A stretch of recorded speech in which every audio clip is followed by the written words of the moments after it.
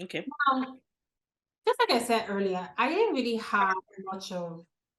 I don't think I had. I didn't have a boyfriend in high school, except I cannot remember very well. I mean, No, I don't remember. No, I don't think you did. No. I didn't have a boyfriend in high school. I don't even know if I had a crush. Okay, maybe Did you have boyfriend outside high school, Sherlyn? As in that we did not know in our school, but maybe a holiday boyfriend. I didn't have a boyfriend. No, I didn't have a Okay. boyfriend. Okay. I thought I was in my bubble. Where is the space for the boyfriend in my bubble? Coupled with the fact that I came from a very would I call it a religious home? A very so I didn't have a boyfriend in high school, and then I got into university. And this is an interesting story because I don't know if I've ever told you. Mhm. So I've attended, I've attended several universities, right? Because for the different degrees that I've gotten, but my very first university that I got in when I was about 17 years old, about to turn 18. Mm. There was this thing they used to call October Rush. Mm. And that is when the new students, year one students, were resuming school, and Mm. all the guys would rush the year one girls. I tell you. And I was one of the queens of October Rush, which meant Mm. a lot of the guys came for me. And I'm not even boasting, it was just the way it was. But you know what was so hilarious about it? I had no idea why. Because it wasn't like it wasn't like I thought I was not good looking or anything, but I never even thought about my looks, period. Because Mm. I remember I never had a boyfriend in high school. At the time, I didn't even used to wear makeup, which is Yeah. crazy how I wear makeup all the time. So our makeup that we used to pack on our eye, Uncle Sherlyn, when we were going No, out. That no, was makeup now. Those no, eyeshadow that looks like to wear yeah. makeup, but maybe we wore it for one thing or the other, like maybe a party we had in high school or something. I can't remember. But Yeah. I didn't own But makeup. it wasn't something that we did on Yeah, yeah. I didn't own makeup. So I didn't even really do so many different hairstyles. Like I wouldn't be surprised if I told you that I was probably on my natural hair, no makeup, a pair of jeans, and a tank top. That Mm. was literally me like year one. And here come all these guys. And I'm like, I'm so shy, number one. Mm. Mm. Two, I'm like, I don't even know. Like, do I run? Because I'm like, oh my gosh, guys, no, let me run. Or do Mm. I like what am I supposed to do? And so I eventually, eventually, um, I don't even know because I'm trying to be careful here, right? Because I don't want to mention The names. World Wide Web. I don't want to mention names. I don't want to like, but there's just so much. Okay, You so will come and know us personally. Then, if we trust you, we can tell you. exactly, exactly. So yes, I met one or two, frequented one or two. I won't say necessarily had like a serious relationship until I ended up having a relationship. I think that was up to like a year or even more when I came. So it was like we met, yes, during like the whole October Rush situation, but then I ended up really being in a relationship with him way after that. And we were just friends for the longest time before that, right? And no one tells you about your first love and how that feels. No one tells you. Oh my goodness. You're so naive. You're so ignorant. You're so, oh my gosh. Like if I look back, I'm like, oh, what, like how? Yeah. You when you love now, right? As and I'm not married. I'm gonna speak on myself. When you love now, you love with your eyes open. Yeah. Love with your head and your heart. Yeah. Because love is not just what you feel, but it's what you see. Your first love tends to be heart first. Your head is somewhere else lost in the ocean. Your Mm. heart is what is leading because you have never experienced it, because you don't know how to handle it, because you don't understand it. You're like, oh, I have this overwhelming feeling for this person, Mm. and I don't know how to approach this head first. I don't even know want to approach this head first. And of course, you know, that particular relationship that I'm talking about ended up lasting for quite a few years. A lot happened. A lot happened. But I am grateful because I learned so much. I learned so much. And that's what I just would tell anyone that is experiencing that. Girl, oh boy, I don't know, whatever. I would say it's okay to not know any better at that time. You will learn in the future. This is not going to be it. Okay, you're gonna learn and you're gonna get it right and you're gonna understand. At that point, you're doing the best you can with what you know. You're gonna make a lot of mistakes, but you will learn. That's what I would say, because you know it's a roller coaster of emotions. You know, and that's why they call it first love, not second, first. It's different. It's different from other ones. Yeah. After that, you start to understand that, hold on a minute. This is not a blind love situation. I need to be sensible about this. I need to know better. I need to, again, see, look with my eyes, with my mind, with everything. In my case, like being that I'm someone of faith, I need to pray about it. It's not how, you know, first love is for a lot of people, but I want to hear your story. Well, I remember, I know we were in a girls' school, so we're in an all-girls high school initially. Before, when we got to our third year of secondary school, it then changed to being a mixed school. So for all we knew, we're just girls in our own little circle, dealing with our own little, you know, clubs and whatever, societies. Just chilled, really. And, you know, there were other things probably happening outside of home. I'm sorry, outside of school, you know, in our own personal lives. But if we're talking about like high school and like our journey, we did, obviously, when you're growing up, you have people you say, I like this person, oh, this is my boyfriend, oh, this is my husband. You know, it's just silly stuff. It's not really, oh, mommy and daddy, all those rubbish games that I used to play. It's not really anything serious. And then you get to, I remember like in high school, our first, and so this is the thing, we're a girls' school, and then our school also had the boys' school. Yes. The things that we did together were inter-house sports and our dinner parties. So our end of year dinner parties, those were the thing. You see people, it's as if you have not seen the opposite sex, or you've just been released from one cage. The way people would, I remember my first dinner party in JS1, Shirley. I had this dress in my mind that I was going to wear. Actually, I didn't even have a dress because I wasn't that much of a dressy kind of person. So my cousins who, they always had lots of dresses. You know, they were not even in Lagos, they were in Benin. I think I had asked maybe one of my cousins that should borrow me one dress. So I think she probably borrowed me one of her many church dresses that she always wore and everything, all those bulk sort of gowns I had. And so I was like, okay, that's what I'm going to wear. And then I come to dinner party and I'm seeing all sorts of girls in different things I've never seen before. And then I remember that time lip gloss was raining. We buy lip gloss in the talk shop or wherever. So they had asked, like, for somebody had given me, he had squeezed the lip gloss. And because I didn't want it to dry off before the dinner party, I now put the lip gloss at the tip of the chair, those wooden chairs that we used to have in high school. I put it and I was going there every time to top up. And then I remember like people, I saw like glitters on their eyes and stuff, like sequins. And I was like, it was stars that time, like my moon. I was like, so somebody, maybe they'll put their face will be filled with glitters. The thing will now drop on the floor. And then I will now pick one and now put. So me, I was really, really feeling fly. By the way, another thing I'm going to just break in transmission, I'm going to tell my younger self is that this life is not balanced. Oh, wow. Life, yes. The people that you feel like they were like the hottest cakes in high school, you younger girl, you thought that you were not good enough, or you thought that you didn't live up to those standards of, you know, the sequin girls or the lip gloss, whatever.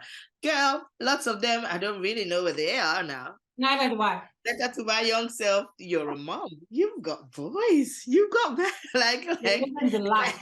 many of them, the finest of girls, they're not even married. I'm not saying I'm married is like the ultimate goal or anything. I'm just trying to say that this life is not balanced. Like, so what I'm talking to my younger self now, the things that I felt like, I can never live up to scratch. Like, if I will even see love, which one is love safe? If anybody will even like me, you know, the things that you'll be like, oh, you're the one that likes people, but they never like you.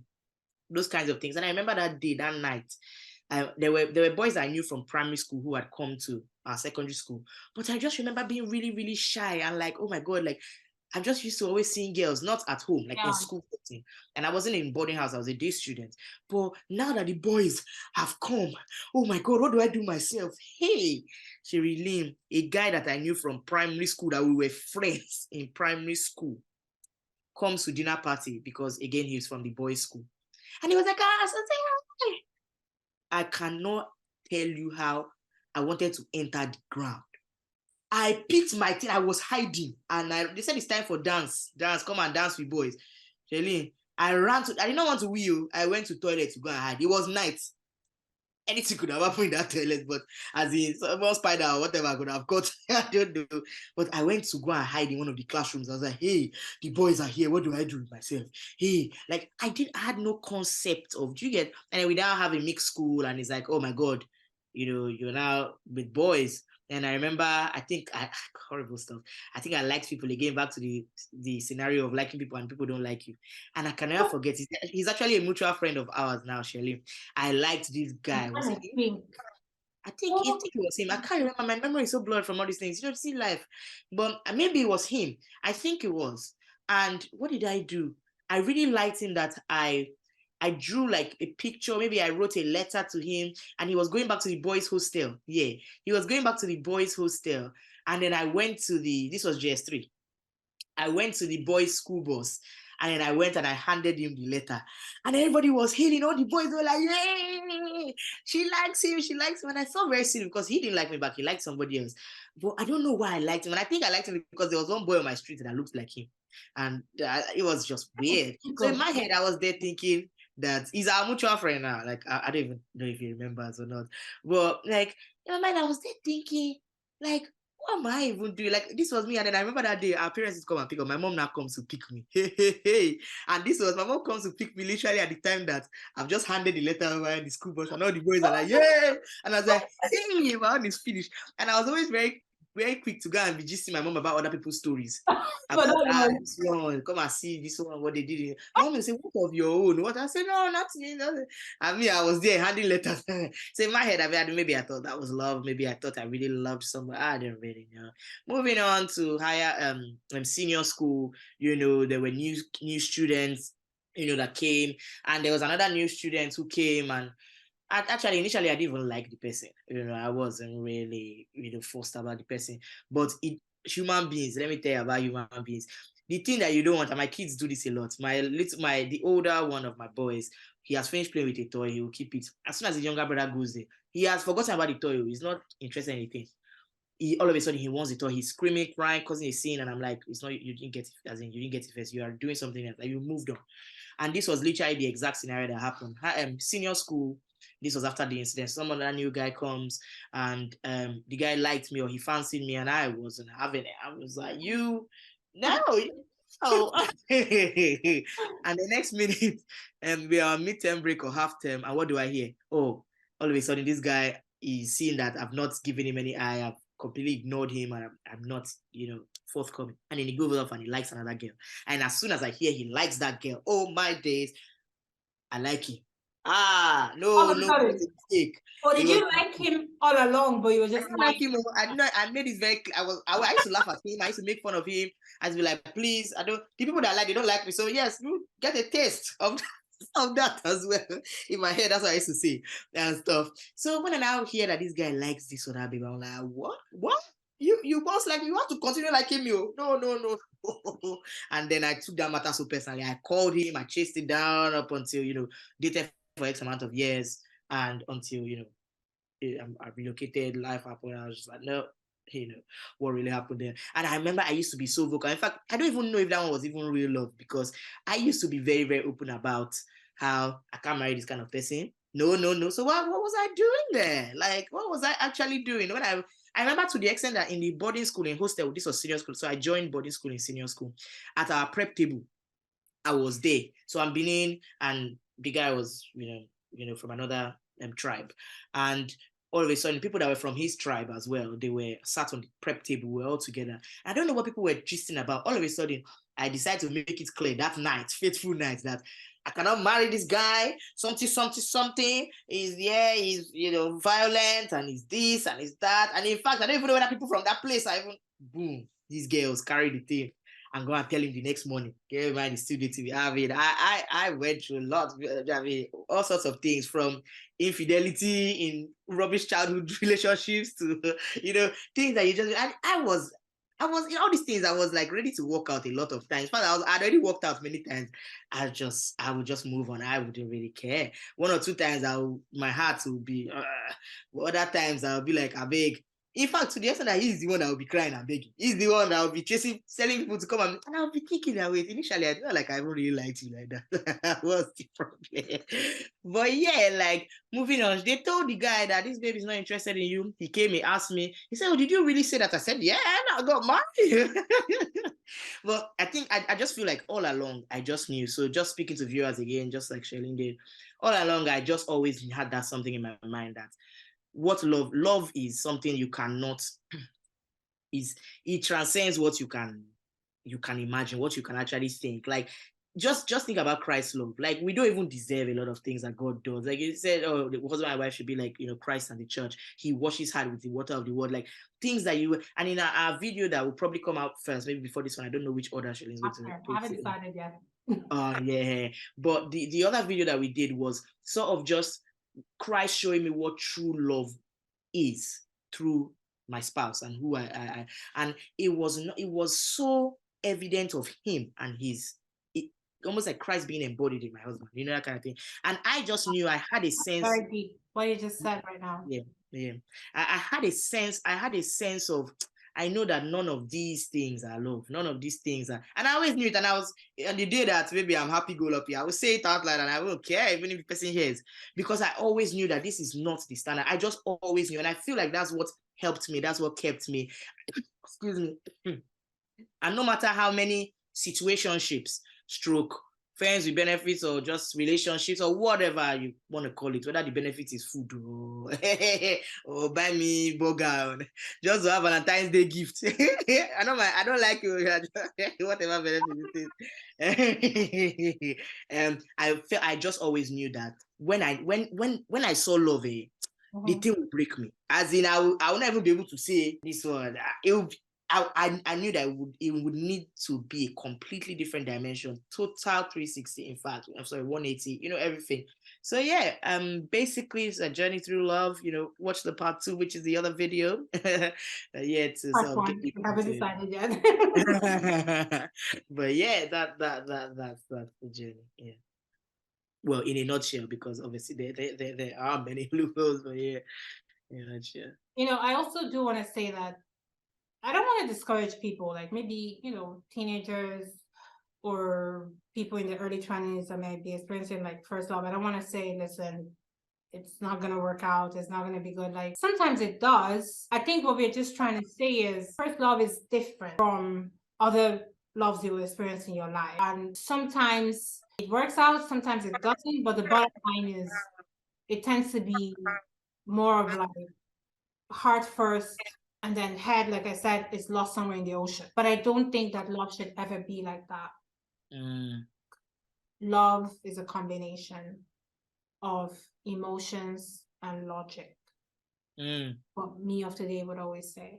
So I always just say that. And I want to say a funny story because what you were saying reminded me of it. So yes, I did say I didn't have a boyfriend in high school. That doesn't mean I've never had a crush on. I can't remember because I don't even know if this guy was a crush. But what I remember was me and someone else, and I wouldn't be surprised if it was you. We were on the staircase in the school, and we were looking at this guy. It was really because of me that we were looking at this guy. I know he was in I think 2 classes above us or something like that. And so we're looking at him from up there. again, I don't even remember why, but we were just looking, and the guy had no idea we were there. We were hiding and looking. I don't know how I just put my leg, or I don't know what happened. I fell, I fell from the top of that staircase down and landed right in front of this guy. I was It's like all those TV shows we used to watch. I can't remember what I did, because first of all, I don't think the guy understood 100%. Like, where did this girl fall from? Like, what was even happening? I was mortified. Just got up. I did not say a word. I just left. Wow. You never forgot that incident, because I was like, I was embarrassed. Imagine that happening to you. I was so embarrassed. Oh no. And thankfully, like, I thank him for that. He didn't say anything. He didn't say anything. I don't know if he fully understood what had just happened. What happened? Yeah. So that was the funny story that I was going. If it's vague, what this was in senior high, right? Yes. It was. Yeah, I think I remember. I don't know if it was me or maybe you told me to say, but it's these things like life you just forget. You have pockets in your brain where Yes. or so different information. Yeah. So many memories from high school are blur right now. Like sometimes I remember parts of it. Like even some of the stories you tell me, sometimes I really don't remember them.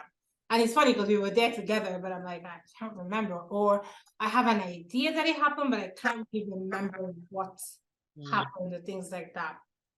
But I also want to talk about careers and planning towards it, because listen, we were talking about the plans you made and whatnot, like towards what you studied and everything. I had a plan. I was gonna study law, go to law school, come out and have a successful law career. Either become a judge or just a big name in a big law firm, and maybe become a senior advocate. That was the plan. Now, I'll tell you this. I did go to college. I studied law the first time, graduated. I went to law school, graduated. I practiced law for a bit, but then everything changed. I moved across the Atlantic Ocean. I studied something else. I have a different career now. And why I want to say this is because we need to show ourselves grace when we're planning for our future and our careers and whatnot. Life happens. Honestly, life happens. But life happens for you, not to you. Yeah. So I still am very thankful for my life, right? I'm very, very grateful. I'm very thankful. I turned out good. Like, I'm going to tell myself that I turned out good. And again, plans didn't go exactly as I had expected. And let me tell you, some years ago, when I was trying to find my foot in the law career, I didn't feel the way I'm feeling right now. I felt sad. I felt frustrated. I felt like I was failing, not because I wasn't doing well, because I was, but because I felt like I wasn't where I wanted to be. We create expectations for ourselves. When you're feeling fulfilled. Yes. I was practicing, I was doing good, I was a good lawyer, all of that. I mean, I worked in the research field. I mean legal research. I worked in litigation. I did property. I did a lot of things. And I was good at it, but it was just, I had planned this big law career that was like this big dream, and I was doing good, but not where I wanted to be. And for me, that was very difficult. So that's why I'm saying it, because now I can tell you that I'm happy, right? And I'm very, very proud of myself. But did you envision this law to be in Nigeria when you were planning to be a lawyer, or did you envision it to either be in Italy or like maybe America or England? I don't know.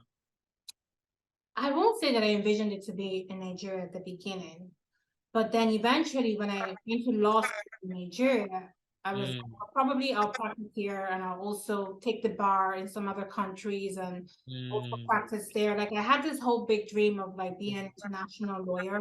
So I was gonna take the bar in the UK, also in the US. That was my plan actually. So I was gonna have like 3 licenses and whatnot. So again, that told you like the big dream that I had, and you know, life happens. It didn't turn out the way I wanted. So yeah, like things just happened differently, and now I am very, very happy, grateful for where I am. I wasn't at the time, but I'm glad that I trusted the process. And would you say, I mean, you, like you said, you're happy now. Obviously, I'm assuming there's still a lot more in this dream that's still unfolding for you, right? Yeah. What's there? I never stop dreaming. I'm a dreamer, you know, and that's part of my superpower. Sophia Josephine, the dreamer. Nah. Even Joseph, yeah, Josephine. No, I mean it. Like you can be happy where you are and still have dreams. Yeah. Not to say that I always want more, but ultimately I feel like my purpose is related to helping others through storytelling. I love to tell stories. I love to connect with people. Yeah. So that will always be the ultimate dream for me. And in terms of my career, I mean, I'm happy with what I'm doing now. I still have dreams even in that, like, you know, more things that I want to do and more things that I want to achieve. So yes, there's always going to be room for more and for dreams. But at the same time, I'm just very happy with where I am right now. I did want to ask you, where did you see yourself career when you were younger? And how do you feel now? Okay. So I remember writing this sort of almost like a letter to myself, but it wasn't a letter to myself. It was about my career and where I was going. And I remember at the time I used to watch Silk. Is this law drama? I mean, the lady who acted it, I think Maxine Peake, she was. In fact, it was so if it was so real, it didn't seem like acting at all. And in my head, that was gonna be me. I mean, I embraced all of the limitations, all of the hardships that and the risks that came with the role of being a barrister, and you know, being hunted and chased down by clients, this that, possibly even being attacked or assaulted, whatever. I was like, yeah, we're gonna do this. This. Okay, no problem. I wrote that. I also said, oh, I was looking up to a few people who were already in the career and, family wise, my dad, just, everyone else like, yeah, that's what I'm going to do. I'm going to be this and that. And I remember when I was very young, I followed my dad to court one day. And I used to go to court sometimes at my dad's office and go and sleep. And my dad would be like, don't sleep in the court or the judge will send you out. Okay. So this particular day, I remember that the lawyer that was speaking, I was still really young. I just, again, went on that trip to the court, I went to go and sit down. And there was this guy that just stood up and was maybe, saying maybe cross-examining or just saying his, whatever he was saying to the judge. And he had a British accent. Oh, gosh. Man. He wasn't all the other people that were, the other lawyers there, they were Nigerian, this one. Me, I was there sleeping. And then I see this guy who comes and his voices, and I thought that this is law. See the English he's blasting. See the words he's using, the accent. I was so impressed. I was like, well, I mean, I had no plans or no idea or no clue that I was coming to, UK at all. So it's not even like I was like, yeah, planning that was going to be, but I just felt a sense of, if this guy can do it, if this is what this career is, yeah. So, life happened, moved through school, I schooled in the UK, and the plan was to carry on education in the UK. So whatever it took in order to be a foot ahead in the job market, and I was already thinking like a few years ahead. And bear in mind that my letter to myself, I was saying something along the lines of, I felt like everyone had, all my mates had left. So this was after my first degree, and I felt like, what am I even still doing here? Like everybody has gone, me, I'm still here. Like, so I already felt like defeated and stuff. To think that my mates who had already left, we'd finished our degree and they'd gone back to Nigeria. Some of them had already gone straight to law school and were doing their thing. And I was sat there thinking, right, what am I doing with my life? So I then in my head, I mean, thank God I met my husband, around that season and that period. If only I could see that father. There were so many things that God was planning in store for me. And even when I was feeling so at a low point in life, I don't even know if it's one of the lowest points of life, but Really? there was just other plans that God had that was just beyond my wildest expectations. So I then said, okay, I'm going to do the bar. You were like, yeah. Next minute, I can never ever forget the encounter I had with God at the bus stop. Wow. And it's so clear that I was going back to Nigeria. I mean, like, I know, like, my parents are so, like, liberal, I really thank God for the freedom and opportunities they just give me. And for some reason, they just trust my decision making. So I wasn't pressured to, even though I know my dad would have liked for me to come back to Nigeria, to come and practice and everything, just carry on with legacy and stuff like that. But when I was like, I'm staying back, he was like, oh, okay, nobody argued, nobody did anything, it was fine. And then all of a sudden, I have this encounter.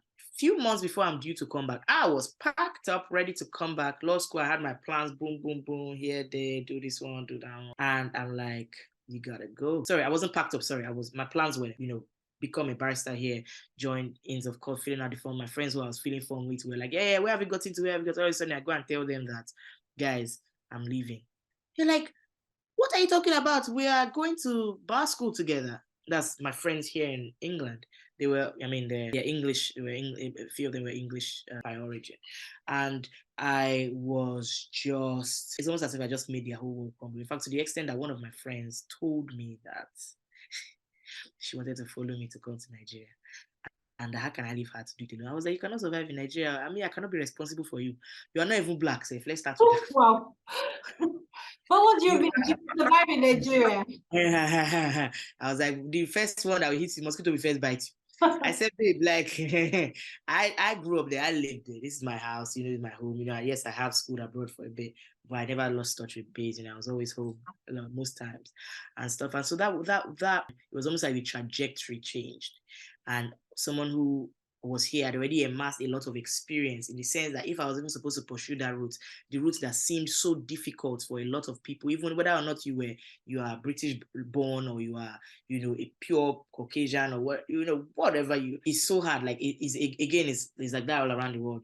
Somebody that knows somebody's judge, or somebody's father that, put you in the right places. So I won a competition at school that gave me an edge over some people. And because of that, I was able to do a lot of pupillage, which people, you as in, you either break a stone to get water, or you get people. I'm happy that I had it all planned, and I told myself, yeah, in fact, I have a foot in front of everybody else. I have this, I have that. When multiple people, I started building my contacts here. This was nothing to do with parents. So my parents don't know anybody here. They knew people. And you think about it, that, but you have, some connections in Nigeria. Why are you? But I was going, and God just says, and then I tell them, obviously, my family, they are very happy. My dad was like, yeah, thank God she's coming back and everything. Go to Nigerian law school. It was lovely. It was amazing. In hindsight, I really see what God was doing. It's still unfolding before my eyes, like you are rightly saying. And I really thank God for that opportunity to be able to qualify in Nigeria. And I did it once. And because I was like, there's no way you allow me to do this exam twice, because the rate of failures is high. Yeah, the rate of failure was really first time, second time, and I was like, you sent me here. You had to have a contingency plan. There was no way. Whatever the results said, I needed that year I needed to get called to the first batch. There's no receipt, because when I used to see the people that I used to receive, the suffer. Yeah. It was hard. It was tough. I know that I used to. I failed many times before, but the Nigeria law school receipt, yeah. Anyway, so moving past that, all of that, and this was all in the midst of me writing that letter to say I'm gonna be this barrister, like this suit, not suits. I used to watch Suits, but it wasn't Suits. This Silk that I was watching, pure pretty. Guys, you should go check out that film. I was like, yeah, this is me. And then that happened, got called to war. And what happened next? I then get married. And so my journey in Nigeria ended. So it was a sort of say that I was there for a purpose. Yeah. I was there for that. Because why is it that just before I left, exactly 2 months before I left, I met my husband. I did not know him from anywhere. Why was it as I was leaving? And that was, if you watch that video, I kept saying, I'm going because I was sent on an assignment. I'm going. Like, I'm not going to be here. And, you know, things like that, you think about these things and you're like, God actually really had things orchestrated. He really put things in place, people in place, the things that seemed like failure, the things that felt like rejection, like people were leaving, now why I see you, people have left you, people are, and it was just all planned. And then get married, and my first job, I had to obviously come back here because my husband is here. First job, a friend of mine literally just put in a word for me. I didn't apply. I was sat in the cruise ship enjoying my honeymoon while people were, they just say, just send CV, they've already done all the process. I just walk in with my bag the first day, and I'm like, yeah. It was blissful until the career started to hit me. I mean, the career had been hitting me education wise, but career-wise, it started to hit very well, left, right, and center. I lost my job. I was told, I was made redundant. I was told all sorts of things by my bosses. You are not even good. Common thing like you are not good you are not good in talking to people. I was like, me that my mouth, I'm always talking. You're not telling me that the one thing that I even held so dear to myself. You're not telling me that me I cannot do that one. Now I should go and find another kind of work. And then you hear a lot of horrible stuff, rejection, all sorts of things, and you just feel like you have just been, when you just smash something on your friend, just use your legs to just squash it. Now the dream was slowly dying. I mean, what is the dream again? Which one is that man that was speaking? I forgot everything. Which one is that one? Life was hard, you know. It's not even like we even had our kids initially because we wanted to set ourselves, in marriage. We wanted to sort of get somewhere first before we started adding kids to the equation. So I was there sort of trying to dual qualify and trying to, all of these things. And you're sat there thinking, God, what's actually going on? And everything, and just life just carried on happening. And just to cut the long story short, all sorts of businesses and everything has come out of that. And the process is a learning process, a learning curve. There's so many things that I have learned on this journey. There's so many things that have happened and I'm like, God, no wonder you did that. Thank you for that. Oh, okay. And we are still on the journey, I would say. And I don't think it is such an unconventional journey, because it's not your typical, oh, leave school, go here, do it. It was so topsy-turvy. It was so, but that's my story. That's my life, and I wouldn't have it any other way where I am now.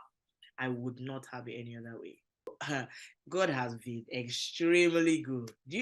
God, my days, like, career can get you to places, but the favor of God can catapult you, elevate you, leverage you. Awesome. Like, I mean, miracles are real. Yeah. And, just going from the story you just and the experience you had and whatnot, I would say this. I grew up Catholic. I would probably have considered myself a religious person when I was like younger. It was more just because of my upbringing, not necessarily that I really understood what faith was or not, but I was religious. And then I stopped being religious. And now I just have a strong faith. That's how I am now. But I got here because of things that happened, that led me to here. When I mean here, I mean this point in my faith journey. That's what I like to call it. One of the examples I'll give, I don't know if I've ever said this story. I mean, I don't even know if you know the story, actually. Mm-hmm. But I just feel like to share it. So you mentioned the Nigerian law school exam, the bar exam, which is one of the toughest in the world. I don't know that people know that, but like people hear about the bar exam in the UK, the New York bar, the California bar. Like, listen, the Nigerian bar exam is up there. It's really tough, and the pass rate is just low. And so when I was going to law school, I felt like this was a mountain that was bigger than me. I had just finished my first degree. I didn't want to not try. And again, it was part of the dream, right? I needed to get the license so I could become this big international lawyer. So there I was. And I met someone, And that's why I believe that everything happens for a reason. Even the people you meet. I met someone who I was just talking to, and I was like, listen, I've attended like the first week of classes. I've bought the textbooks. This is just so tough. I don't know that I can do it. You know, this feels like I can't do it. It said to me, why not hand it over to God? Why not ask God to do it for you? And I'm looking at her, I mean, what do you mean? And she said, that's what she's doing. Like, but yes, it's tough, but I've handed it over to God. And I said, well, I don't have anything to lose at this because as it stands right now, I don't know how I'll pass this exam. Since this person suggested this approach, okay, all good. So I start to put it in prayers. And my time in law school was the best school experience I've ever had in my life. And I wish that everybody could go to the Nigerian Law School Lagos campus, for real.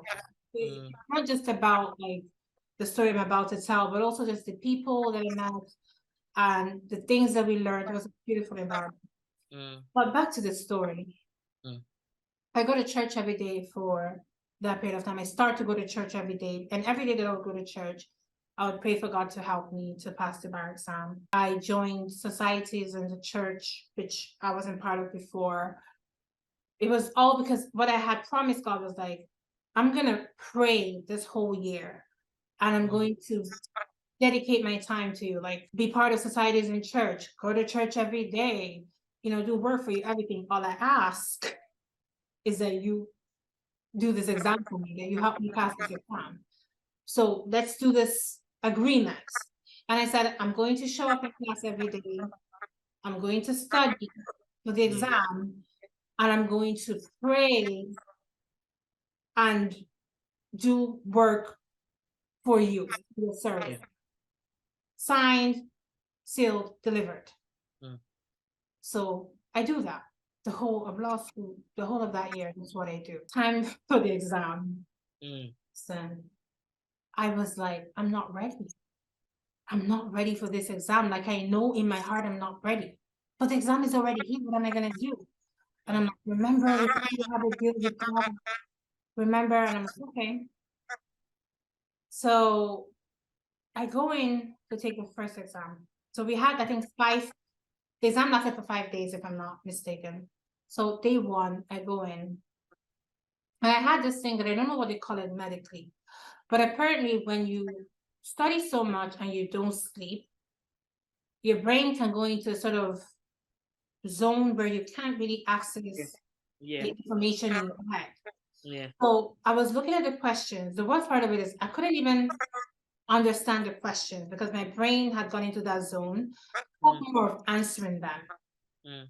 So I'm sitting down there and I'm like, I can't do the exam because I haven't slept for the past 2 weeks. Because I was studying, I cannot even access the information stored in my brain. It wasn't that I didn't know the answer to the questions, it was just I couldn't access the information. And again, I'm sure there's a name for it medically, but that's what happened to me that day. So the first 30 minutes of the exam, I just sat there and I stared at and I said, so this is it. This is where it ends, right? This is the end of the dream, the end of everything. And then something in me said, you made an agreement with God, but you need to show him that you actually believe in the agreement. Put the pen, at least, like pick that pen up. As I picked up the pen, and I didn't pick it up because I knew it was right. I picked it up in faith. So I picked up the pen, I put the pen on the paper. True life story. I start to write. Tell me what I was writing. I didn't know. But the pen was moving. My hand was holding the pen. So I said, this must be God. Okay, I'll just keep on holding the pen. Let it, be done with writing. And then the exam person says, 5 minutes left or whatever. And then the pen stops moving, right? But then I opened the booklet and it's full from front to back. Hallelujah. Hey. I don't know what is in this booklet because I can't remember if I read or studied. I can't access anything. The pen was moving. Let me just hope that this was really God. It wasn't my imagination. And, I'm going to pass. So when I came out of the exam hall, all of a sudden, the human part of me goes, Sherilyn, you must be really delusional if you think that somehow God held a pen and for you, and you have girl, you have failed. Oh my gosh. And I remember running to the church, crying my eyeballs out, and I was like, I am finished. What are my enemies going to say? How am I going to explain it to my family that they sent me to law school and I couldn't pass? I had concluded I had failed because there was no way that what I had experienced had actually happened. And so the only explanation is you have failed. So I go on, I write the rest of the exam just because I was like, I might as well write them, even though I was convinced that I had failed because of the first one, but okay, I might as well write them. And by then, I had recovered, I had recovered from what happened to me on that first day. So I was able to write the rest of the exams, right? That's by myself. But you're scored based on your least score. Like if you fail one, then you have to repeat. So for me, I was like, yes, I was able to write the other ones, but the first one, I don't know what happened there, So, I did that, and then I went home after the exam was over, like the whole 5 days. The exam was over, and we had to wait, I don't know how many weeks for the results to be released. And again, I called the same person that had given me the advice before, and I said, listen, I listened to your advice, but I think it's over. I think and she's like, don't give up, pray. And so the whole weeks leading to when the results was coming out, I prayed like I've never prayed before. There was a song that I kept on singing. I remember it goes, this mountain shall be, I was like, this mountain shall be removed in the name of Jesus. I was like, it's not over until it's over. It's not over until God says it's over. And God has not said it's over, so it's not over. And I kept on praying. Like I said, I have never prayed like that before in my life. And then I get a call weeks after that the result is out. And I'm like, I told my mom, please check the results because I don't even have the courage. And then my mom says, oh, you have passed. And I'm like, what? And I said, God did it. What of that, Lucas? What of that one? He came through. Yeah. I passed the exam. I passed my bar exam. And it wasn't by my power. Yeah. God came through for me. After that, I said, you know what? You've been good to me. Like, I'm just going to be honest. Like, God, you've been good to me. You've been good to me right from before I even really understood, that you were the one doing that for me. But now you have come through in a way that I cannot even deny. You know what? I'm going to start coming through for you. Like, I'm going to do that because you deserve it. I was like, you did good. And so that was the beginning of my faith journey. And so much has happened. And let me tell you, what's going to happen is that one day I will record an episode and talk about that, because that's a whole different story. But one of the things I'm most grateful for in my life is my faith. And that has taken me through so much. And it has blessed me so much. And I am here today because of it. And you're talking personal relationship, not just, I'm a Catholic. It's not that. It's my relationship with God. Yeah. That's what I'm talking about. And like I said, maybe it will be you and I that will record that episode, but I will have to do an episode about that. And with that, we shall call it a day. Thank you so much for coming on. I enjoyed this. I was super excited to do it because I knew that there was so much we had to share. I mean, we have so many memories. And I'm glad that we were able to put in funny stories, but we drove the point home. Like we still got personal, which was what I wanted to do. And I'm glad that you came on today to do this with me. And to all the listeners and viewers out there, thank you so much for tuning in. I hope you enjoy this. God bless you all. I love you.